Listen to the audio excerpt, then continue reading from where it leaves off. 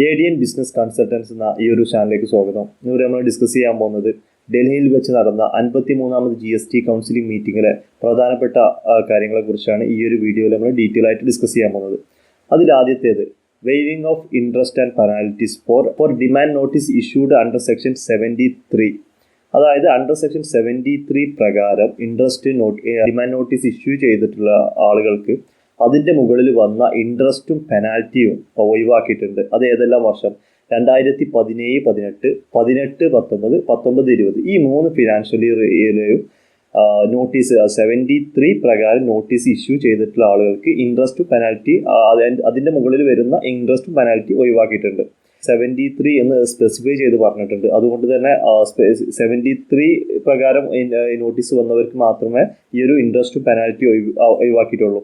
74 ഇതിൽ പറഞ്ഞിട്ടില്ല. അതുകൊണ്ട് തന്നെ 74ന് ഇൻട്രസ്റ്റ് പെനാൽറ്റി അതുപോലെ ഉണ്ടാവും. 74 എന്ന് പറയുന്നത് ഫ്രോഡ്, അതുപോലെ തന്നെ മിസ്റെപ്രസെൻറ്റേഷൻ, ഇതൊക്കെയാണ് 74ൽ വരുന്നത്. എന്നാൽ ബൈ മിസ്റ്റേക്ക് പ്രകാരം വന്ന ഇൻപുട്ട് ക്ലെയിം ചെയ്ത് അങ്ങനെ ബൈ മിസ്റ്റേക്ക് പ്രകാരം വന്ന കാര്യങ്ങളൊക്കെയാണ് 73ൽ പറയുന്നത്.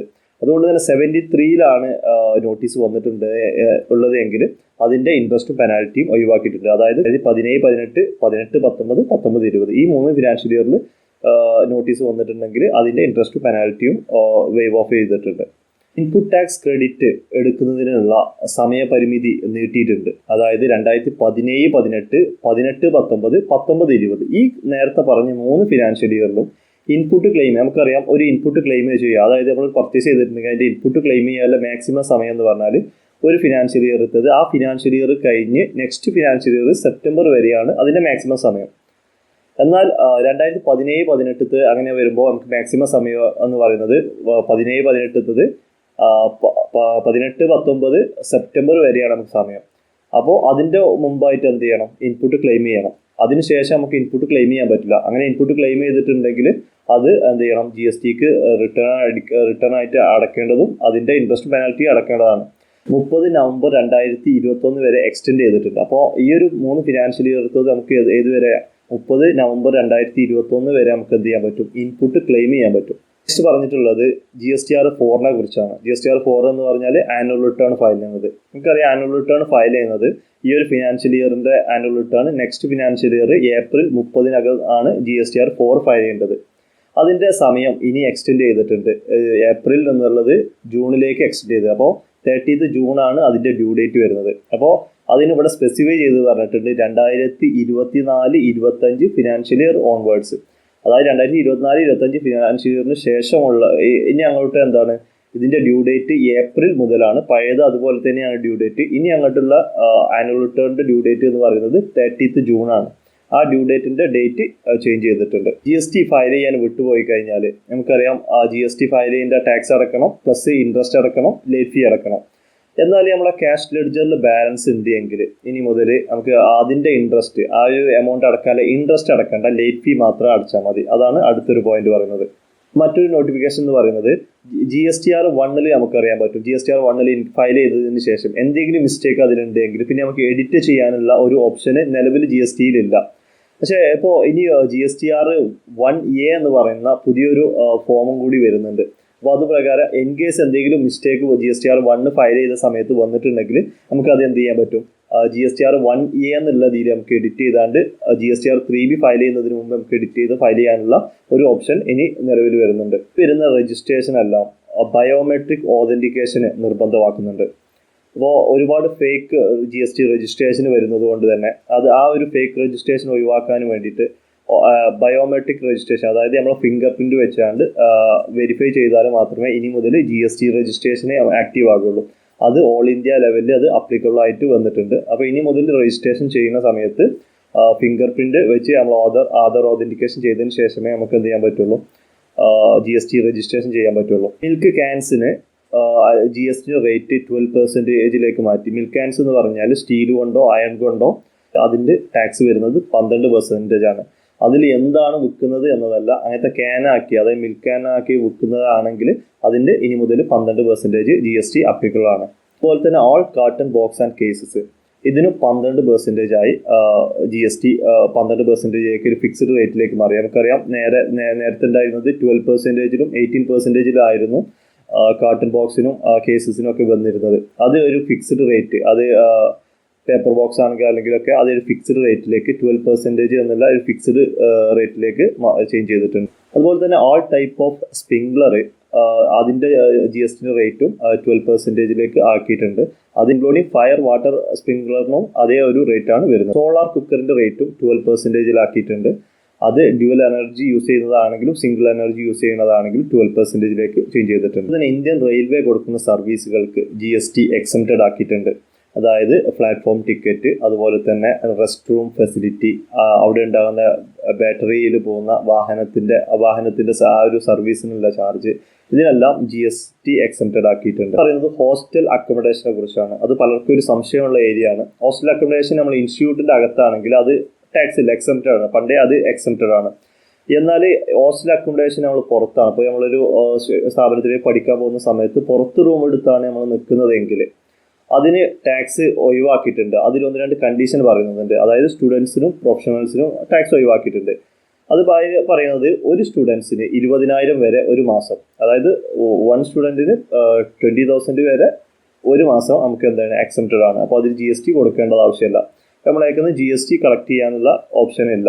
പക്ഷേ ഇതിലൊരു കണ്ടീഷൻ പറയുന്നുണ്ട്. ഹോസ്റ്റൽ അക്കോമഡേഷൻ എടുക്കുന്ന സമയത്ത് ആ ഒരു വ്യക്തി, അതിന് ആ ഒരു സ്റ്റുഡൻറ്റ് 90 ദിവസം കണ്ടിന്യൂസ് ആയിട്ട് ആ ഒരു ഹോസ്റ്റലിൽ നിൽക്കുകയാണെങ്കിൽ മാത്രമേ അവർക്ക് GST വാങ്ങാതിരിക്കാനുള്ള ഓപ്ഷൻ ഉള്ളൂ. ഇല്ല എങ്കിൽ അവരുടെ കയ്യിൽ നിന്ന്, സ്റ്റുഡൻസിൻ്റെ കയ്യിൽ നിന്ന് GST അവർക്ക് കളക്ട് ചെയ്യാൻ പറ്റും. അതല്ല, അവർ കണ്ടിന്യൂസ് ആയിട്ട് 90 ദിവസം ആ ഒരു ഹോസ്റ്റലിൽ നിൽക്കുന്നുണ്ട് എങ്കിൽ, അത് ആ പ്രൊഫഷനിൽ നിൽക്കുന്നുണ്ട് എങ്കിൽ അവരുടെ കയ്യിൽ നിന്ന് GST വാങ്ങേണ്ട ആവശ്യമില്ല. അത് എക്സംപ്റ്റഡ് സർവീസിലാണ്. ഏറ്റവും പ്രധാനപ്പെട്ട നോട്ടിഫിക്കേഷൻ എന്ന് പറയുന്നത് ആദ്യത്തേതാണ്. അതായത് സെക്ഷൻ 73 ഡിമാൻഡ് നോട്ടീസ് വന്നവർക്കൊക്കെ ഇൻട്രസ്റ്റ് പെനാൽറ്റി ഒഴിവാക്കിയിട്ടുണ്ട്. അപ്പോൾ അവർക്ക് ഇനി അവരെടുത്ത ടാക്സ് എന്താ അടക്കാതെ അത് മാത്രം അടച്ചാൽ മതി. ഇൻട്രസ്റ്റ് പെനാൽറ്റി ഒന്നും അടക്കാതെ അത് ക്ലോസ് ചെയ്യാനുള്ള ഓപ്ഷൻ ഉണ്ട്. അപ്പോൾ അതിൻ്റെ അവസാന തീയതി എന്ന് പറയുന്നത് മാർച്ച് അടുത്ത വർഷം 2025 മാർച്ച് വരെയാണ്. അപ്പോൾ അതിനകം തന്നെ ആ ഒരു ബെനിഫിറ്റ് യൂട്ടിലൈസ് ചെയ്യാം. ഇത്രയും കാര്യങ്ങളാണ് ഈ ഒരു 53ാമത് GST കൗൺസിൽ മീറ്റിംഗിൽ ഡിസ്കസ് ചെയ്തിട്ടുള്ളത്. അപ്പോൾ ഇത് നിങ്ങൾക്ക് മനസ്സിലായിട്ടുണ്ടാവുമെന്ന് വിചാരിക്കുന്നു. ഒന്ന് ഞാൻ സിമ്പിളായിട്ട് ഒന്നുകൂടി പറഞ്ഞുതരാം. ഫസ്റ്റ് നമ്മൾ പറഞ്ഞത് വേവിംഗ് ഓഫ് ഇൻട്രസ്റ്റ് ആൻഡ് പെനാൽറ്റിയാണ്. സെക്ഷൻ 73 വന്നിട്ടുള്ള പെനാൽറ്റി ഇൻട്രസ്റ്റും വേവ് ഓഫ് ആയി, അത് ഒഴിവാക്കി. അപ്പോൾ അതിലാണ് ഏറ്റവും ഇമ്പോർട്ടൻ്റ് ആയിട്ടുള്ള ഇതാണ്. കാരണം ഏറ്റവും കൂടുതൽ ആളുകൾക്ക് നോട്ടീസ് വന്നിട്ടുള്ളത് സെക്ഷൻ 73 74 എന്ന് പറഞ്ഞത് നമ്മൾ ഫ്രോഡ് അതല്ലെങ്കിൽ മിസ്റെപ്രസെൻറ്റേഷൻ്റെ ഒക്കെ സെക്ഷനാണ്. അപ്പോൾ ഒരുവിധ ആൾക്കാർക്ക് വന്നതൊക്കെ 73 അപ്പോൾ അത് നമുക്ക് ബൈ മിസ്റ്റേക്ക് വന്ന എററുകളും കാര്യങ്ങളൊക്കെയാണ് 73 വരുന്നത്. അപ്പോൾ അങ്ങനെ വന്നതിൻ്റെ ഫൈനും ഇൻട്രസ്റ്റും കാര്യങ്ങളൊക്കെ എന്ത് ചെയ്യാൻ പറ്റും, നമുക്ക് ഒഴിവാക്കാൻ പറ്റും. അപ്പോൾ ഈ ഒരു ഇതിൻ്റെ ബെനിഫിറ്റ് നമുക്ക് അടുത്ത ഫിനാൻഷ്യൽ ഇയർ മാർച്ച് വരെ ഉണ്ട്. അപ്പോൾ അതിന് മുമ്പായിട്ട് തന്നെ എന്ത് ചെയ്യുക, ഈ ഒരു ടാക്സ് അടക്കുന്നവർക്ക് മാത്രമേ ഈ ഒരു ബെനിഫിറ്റ് ഉള്ളൂ. അതല്ല എങ്കിൽ അതിൻ്റെ ഇൻട്രസ്റ്റും പെനാൽറ്റിയും. അപ്പോൾ ഇൻട്രസ്റ്റ് ഇപ്പോൾ അടക്കുകയാണെന്നുണ്ടെങ്കിൽ 2017 ആണെങ്കിൽ 5 വർഷമായി. ആ ഒരു എത്രയാണോ ടാക്സ്, 1 ലക്ഷം ടാക്സ് അടക്കുകയാണെങ്കിൽ ഇപ്പോൾ 2 ലക്ഷമായിട്ട് ടാക്സ് അടക്കേണ്ടതാണ്. പ്ലസ് പെനാൽറ്റി വന്നിട്ടുണ്ടെങ്കിൽ 20,000 അതും അടക്കേണ്ടി വരും. അപ്പോൾ ഇപ്പോൾ നമുക്ക് എന്ത് ചെയ്യുക, ഒരു 1 ലക്ഷം എത്രയാണോ ടാക്സ് അടക്കാനുള്ളത് അത് മാത്രം അടച്ചുകൊണ്ട് ക്ലോസ് ചെയ്യാനുള്ള ഓപ്ഷൻ ഉണ്ട്. അപ്പോൾ ആ ഒരു ബെനിഫിറ്റ് എല്ലാവരും യൂട്ടിലൈസ് ചെയ്യുക. മിക്കവാറും ആൾക്കാർക്ക് ഇൻപുട്ട് എക്സസ് ക്ലെയിം ചെയ്തതിനൊക്കെയാണ് നോട്ടീസ് വന്നിട്ടുള്ളത്. അപ്പോൾ അതും അങ്ങനെ വന്നിട്ട് നോട്ടീസ് വന്ന ആളുകളുണ്ടെങ്കിൽ എന്തായാലും ആ ഒരു പോയിന്റ് ശ്രദ്ധിക്കുക. പിന്നെ അടുത്തൊരു പോയിന്റ് പറഞ്ഞത്, നമുക്ക് ഇൻപുട്ട് ക്ലെയിം ചെയ്യാനുള്ള ഡേറ്റ് നമുക്ക് എക്സ്റ്റെൻഡ് ചെയ്തിട്ടില്ല. അതായത് ഫസ്റ്റത്തെ 3 ഫിനാൻഷ്യൽ ഇയർ, അതായത് GST വന്ന ഫസ്റ്റ് ഫിനാൻഷ്യൽ ഇയർ എന്ന് പറഞ്ഞാൽ 2017-18, പിന്നെ 18-19, 19-20 ഈ 3 ഫിനാൻഷ്യൽ ഇയർത്തെ ഇൻപുട്ട് ക്ലെയിം ചെയ്യാനുള്ള ടൈം എന്ന് പറഞ്ഞത് 30 നവംബർ 2021 വരെ നമുക്ക് എന്ത് ചെയ്യാൻ സമയമുണ്ട്. അപ്പോൾ ആ ഒരു ഈ 3 കഴിഞ്ഞ ഫിനാൻഷ്യൽ ഇയർത്ത് എന്ത് ചെയ്യാൻ പറ്റും, അതുവരെ നമുക്ക് ഇൻപുട്ട് ക്ലെയിം ചെയ്യാൻ പറ്റും. പിന്നെ അടുത്ത ഒരു പോയിന്റ് പറഞ്ഞത് GSTR4 ആണ്. GSTR4 ഈ ഒരു വർഷം ഓൺവേർഡ്സ് ആണ്. അപ്പോൾ അത് നമുക്ക് അത്ര ഇമ്പോർട്ടൻ്റ് അല്ല. കാരണം നമ്മൾ ഫയൽ ചെയ്യുന്ന സമയത്ത് 30th ഏപ്രിൽ നിന്നിട്ട് 30th ജൂണിലേക്ക് മാറ്റി. അത് നമ്മൾ എന്തായാലും ഓട്ടോമാറ്റിക്കായിട്ട് നമ്മൾ അത് കറക്റ്റ് സമയം അത് ഫയൽ ചെയ്തു പോകും. ഏപ്രിൽ ഫയൽ ചെയ്യുന്നത് ജൂണിലേക്ക് മാറി എന്നുള്ളതുള്ളൂ. പിന്നെ നമുക്കൊരു ഇതിൽ അടുത്തൊരു മെയിൻ കാര്യം വന്നിട്ടുള്ളത്, നമുക്ക് ഇൻട്രസ്റ്റ് നമുക്ക് ഓൾറെഡി ആ ക്യാഷ് ബാലൻസ് നമ്മൾ അക്കൗണ്ടിൽ ഉണ്ടെങ്കിൽ പിന്നെ നമുക്ക് എന്ത് ചെയ്യില്ല, ഇൻട്രസ്റ്റ് അവർ GST ഫയൽ ചെയ്തില്ല എങ്കിൽ അതിൻ്റെ ഒരു ഇൻട്രസ്റ്റ് നമുക്ക് എന്ത് ചെയ്യില്ല, വരില്ല എന്നുള്ളതാണ്. പിന്നെ 2-3 ഐറ്റംസ് 12%-ലേക്ക് ആക്കിയിട്ടുണ്ട്. അതായത് കാർട്ടൺ ബോക്സ്, അതുപോലെ തന്നെ സ്പ്രിംഗ്ലർ, അതുപോലെ തന്നെ മിൽക്ക് ടിന്ന്, ഇതൊക്കെ 12%-ലാക്കി ആക്കിയിട്ടുണ്ട്. മറ്റൊരു പോയിന്റ് പറഞ്ഞത് ഹോസ്റ്റൽ അക്കോമഡേഷൻ്റെത് നമുക്ക് 2 രീതിയിലുണ്ട്.